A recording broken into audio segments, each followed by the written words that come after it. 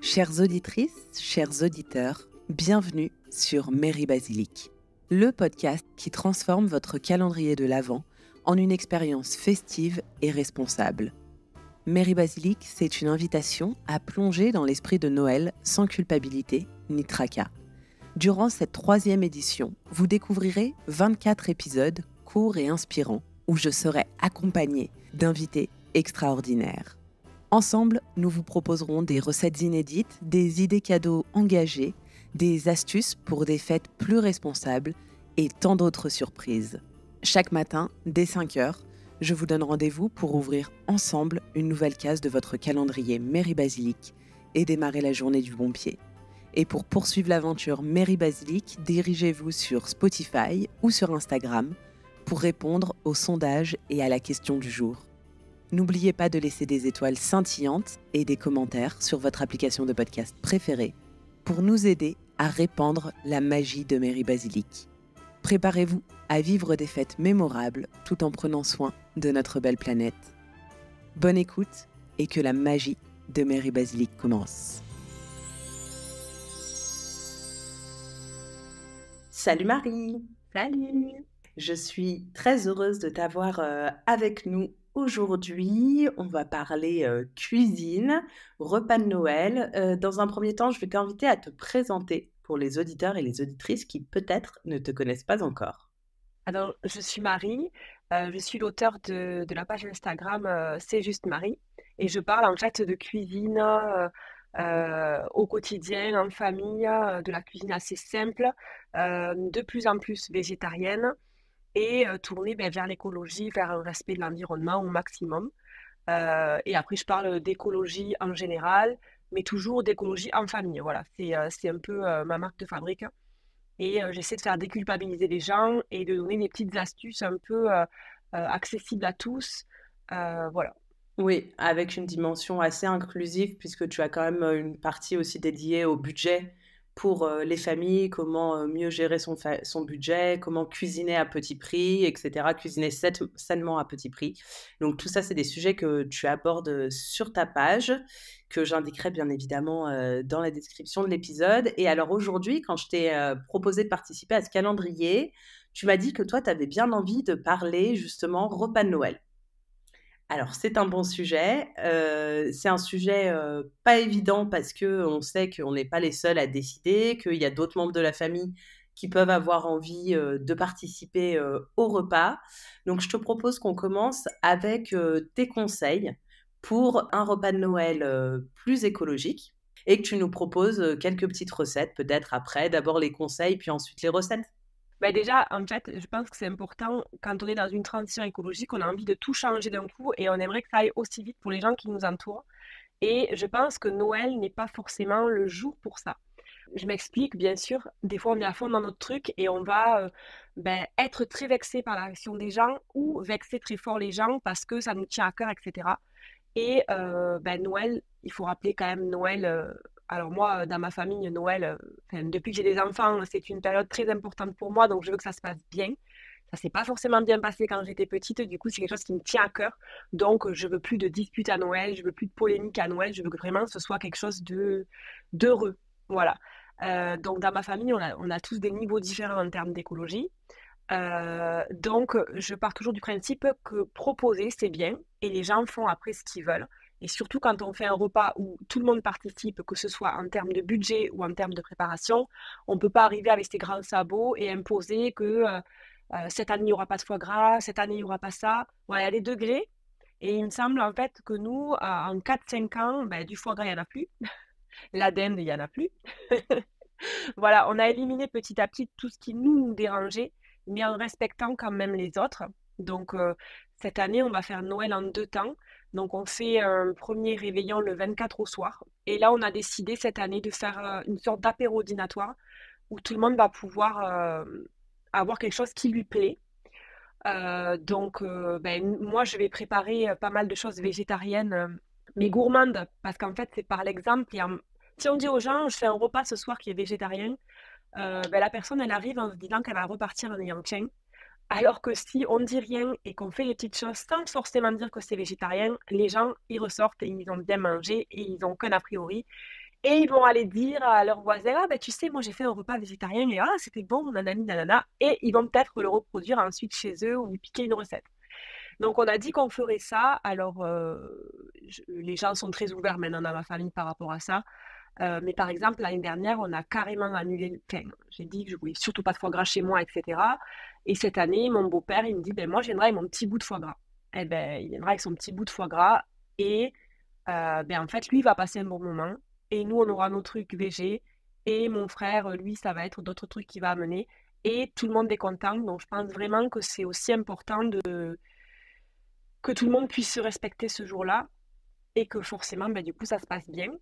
Et dans un second temps, on avait un souci pour le 25 parce que c'est un plus gros repas et c'est vrai que souvent chez les gens, c'est quelque chose de très festif avec beaucoup de plats. Et aujourd'hui, il y a une autre chose qui rentre en compte en plus de l'écologie, c'est la conjoncture actuelle, c'est la hausse des prix. Que ce soit les gens qui viennent à la maison et qui participent, ben, ils ont payé le péage et l'essence ou alors ils ont payé leur billet de train. Ça revient très cher de fêter Noël, on va pas se mentir. Donc, je trouve que de plus en plus, en échangeant avec mes abonnés, on s'aperçoit que tout ce qui est tradition de Noël en termes de repas, c'est pas que ça se perd, c'est que ça se fait autrement. On ne fait plus autant. Il n'y a plus de deux entrées, deux plats, deux desserts, des choses très chères, etc. Donc, nous, cette année, on a pris une décision un petit peu radicale, mais tout le monde est d'accord et tout le monde est content. On va faire une raclette. Deux choses à ça, c'est que la raclette, elle peut être végétarienne, végane et omnivore. Donc, en fait, au final, tout le monde est content. Je partage ton avis de se dire qu'à Noël, il faut essayer de contenter tout le monde.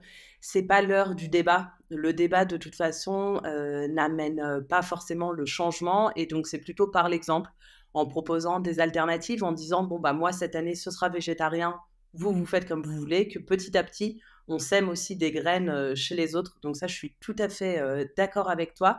Est-ce que toi, il y a une recette pour ton apéro dînatoire que tu as envie de nous partager qui soit assez facile et petit budget? Alors, d'abord, j'ai fait des crackers, en fait, des crackers vegan avec une pâte à l'huile d'olive. Donc, c'est une recette de pâte brisée. Et dessus, on va venir mettre des graines de sésame, etc. Et à côté, avec de la courge et de la châtaigne, on vient faire un peu une sorte de velouté, mais un peu plus épais, avec des épices. Moi, je mets du curcuma et du curry. Et ça vient faire quelque chose d'assez relevé pour manger avec les crackers. Donc ça, c'est un truc que je fais assez souvent et qui plaît. Ensuite, je fais ben, toujours du houmous, ça plaît toujours. Et alors, quelque chose que je n'ai jamais goûté, on va essayer de faire avec un fromage. Ça, j'ai jamais goûté vraiment. Moi, je mange toujours du fromage. C'est vraiment mon péché mignon en plus. Donc là, c'est plutôt moi qui me challenge, on va dire, de trouver un fromage un peu imitation fromage Madame Loïc, la tartare, tout ça là. Et essayer de faire, vous savez, ce sapin qu'on n'arrête pas de voir sur Instagram ou sur TikTok, un petit sapin où tu mets plein de fruits secs à l'intérieur et des épices pour venir le tartiner en fait sur du pain, sur du pain. Donc moi, je vais faire ça et le reste de l'apéritif dînatoire sera ben, des choses pas végétariennes, enfin, soit que végétariennes à base de fromage, etc. Soit ça sera amené par ma mère et mon beau-père et ce sera, ben, il y aura, comme mon beau-père a dit, un petit bout de foie gras, ma mère elle prend des crevettes, enfin voilà, des choses comme ça. Mais c'est vrai que du coup, il y aura une grande variété de choses végétariennes, voire véganes. Et ben, je sais très bien qu'en fait, au final, tout le monde va goûter, tout le monde va y goûter. Et je sais que ça plaira. Et ce jour-là, en fait, il n'y aura vraiment pas de débat parce que ben, les débats le jour de Noël, on sait comment ça finit en dispute de famille, c'est pas le moment. Mais toutes ces discussions-là, on les a à d'autres moments de l'année. Donc, et ça prouve qu'on se respecte. Et si les gens continuent de venir chez nous pour Noël, c'est que ça va, ça passe, quoi. Merci Marie pour ces bons conseils. Ça donne envie. De toute façon, je mettrai dans la barre de description ton compte Instagram parce qu'il y a plein de recettes, vraiment des tonnes et des tonnes. Je ne sais pas depuis combien de temps tu es sur Instagram, mais en tout cas, il y a, je pense, Ouais, quelques ça fait 3 centaines, ans, voire 4 ans. peut-être milliers de publications à Ouais. aller voir. Il y a beaucoup, beaucoup de recettes. Et merci d'avoir partagé aussi ton point de vue avec bienveillance. Ça fait du bien d'entendre ce type de discours et de se dire que voilà, on fait chacun du mieux qu'on peut, comme on peut et comme on veut surtout, et qu'il n'y a pas un Noël pour être l'écolo parfait et que de toute façon, ça n'existe pas. Donc, il faut se débarrasser C'est ça. de tout ça et faire quelque chose qui nous ressemble. Et j'aime beaucoup cette idée d'apéritif dînatoire qui permet à chacun de rapporter les aliments qui lui plaisent et donc de goûter un petit peu pour transitionner en douceur. Je pense que ça peut être une bonne option. Parce qu'en fait, je pars de ma propre expérience où moi j'ai mis presque 7 ans à être végétarienne et je pense que parfois je le suis pas toujours parce qu'il m'arrive encore de manger de temps en temps de la charcuterie ou des choses comme ça.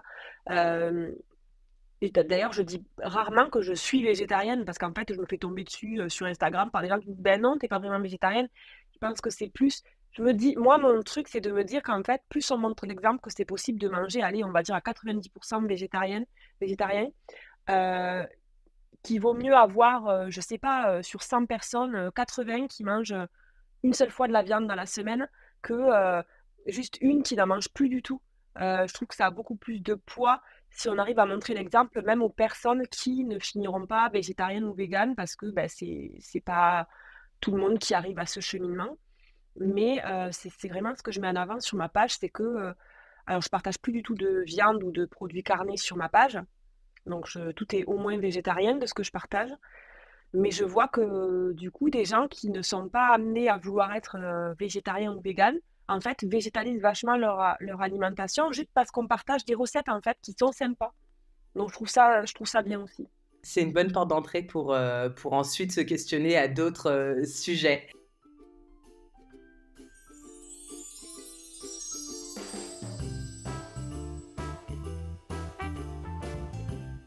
Merci d'avoir écouté cet épisode de Mairie Basilique dans son intégralité. J'espère qu'il vous a plu. Si c'est le cas, n'oubliez pas de vous rendre sur Spotify ou Instagram pour répondre à la question et au sondage du jour. Vous pouvez également laisser des étoiles scintillantes et des commentaires sur votre application de podcast préférée pour nous aider à répandre la magie de Mairie Basilique. Je vous donne rendez-vous demain pour ouvrir ensemble une nouvelle case de votre calendrier engagé. À demain!